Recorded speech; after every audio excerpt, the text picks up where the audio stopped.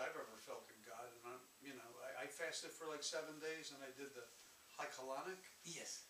And then I just did, what I realized is I made a mistake in the beginning. They said drink juice, so I was drinking like store-bought juice for a couple days. And by the third day, I literally felt like I was dying. So I started juicing carrots, just straight up juicing.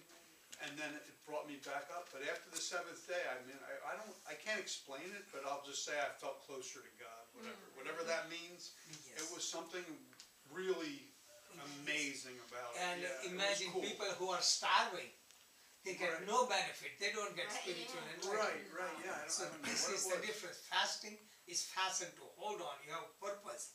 Without purpose, fasting or no fasting. Yeah, it was amazing. Yes. Karen?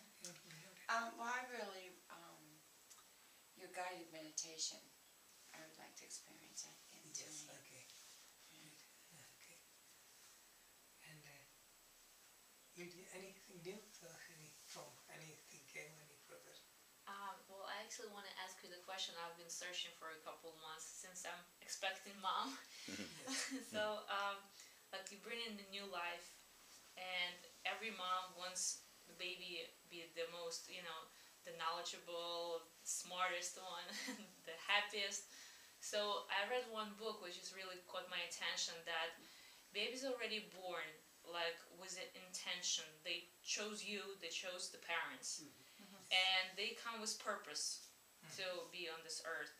So we should maybe not even teach them. Like, lots of, in Japan, people, they already know that my baby's going to be a mathematics, or my baby's going to be like musician, my baby's going to be an artist. And they, from the little, they pressure on them, and they grow whatever they want them to be. Is it the right thing to do, or or some people, like, maybe family of alcoholics, maybe it's not a good example, but they just let the kids go on their own, and they might be starving someone in the streets. So this is not the right way to raise the kids too. So spiritual perspective is, as soon as the baby is conceived, is connected with mother.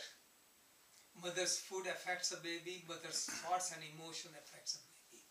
So in India, there's so many religious mythological stories, like somebody who learned all the war games in mother's womb, or Prahlad learned all the spiritual messages in mother's womb.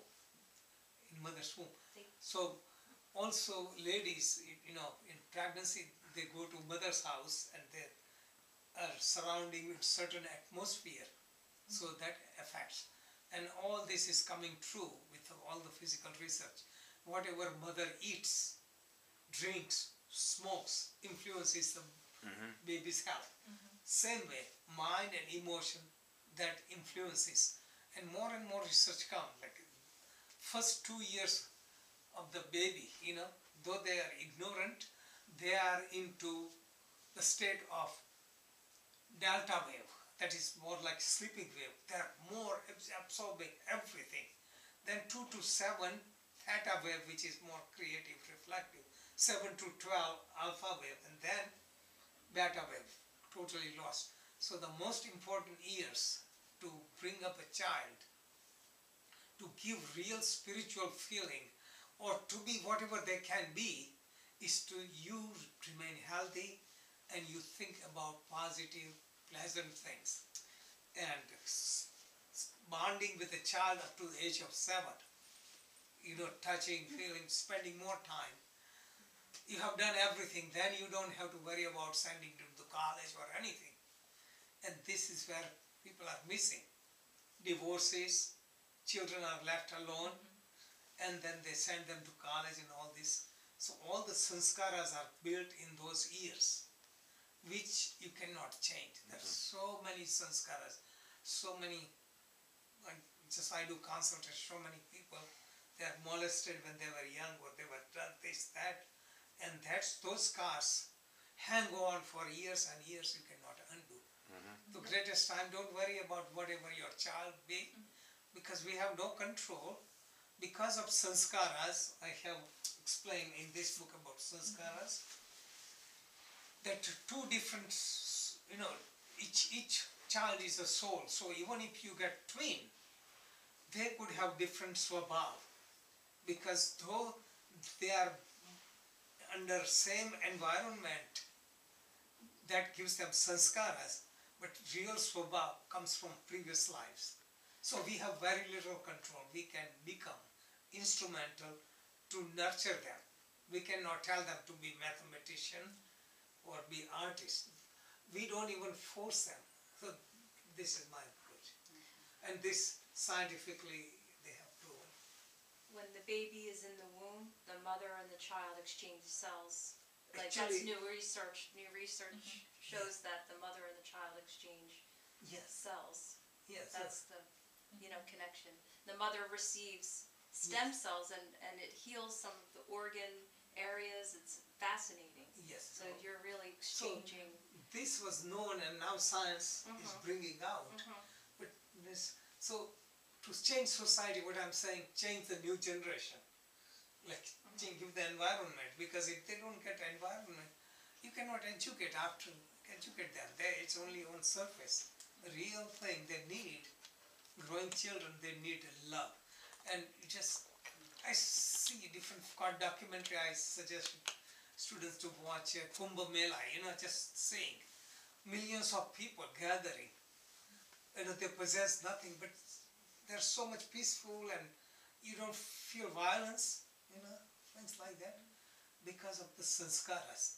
From childhood, even people are born in poverty, but they get love, touch, affection from parents, family member and neighbors. They feel very secure. And if you are grown up with all the toys and all the luxuries, but lack the love, that growing years, then it's the cause of all the violence and all the problems happening.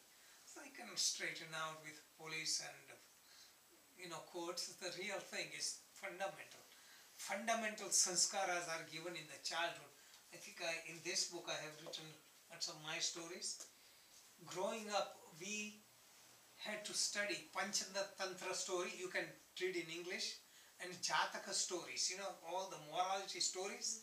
It's just birds and bees and rabbit and dog and all this, all the stories. Lion King like. You learn all the lessons, so it gets ingrained in you. In the primary school, all the stories for learning. It changes, influences you. Scripture, Ramayana, Mahabharata, Bhagavad Gita and all this, it's taught from childhood. You understand law of karma, then that's it. You become secure. But if that is not given, then all the violence comes, because you're brought up with all the computers, games, violence, getting over each other. It's just wrong kind of training. Just like world is out to get you and get them. What you do, and right now what is happening is, with all this thing happening, you're creating more fears, more insecurities, and we are projecting it and we are magnifying it. There is no healing.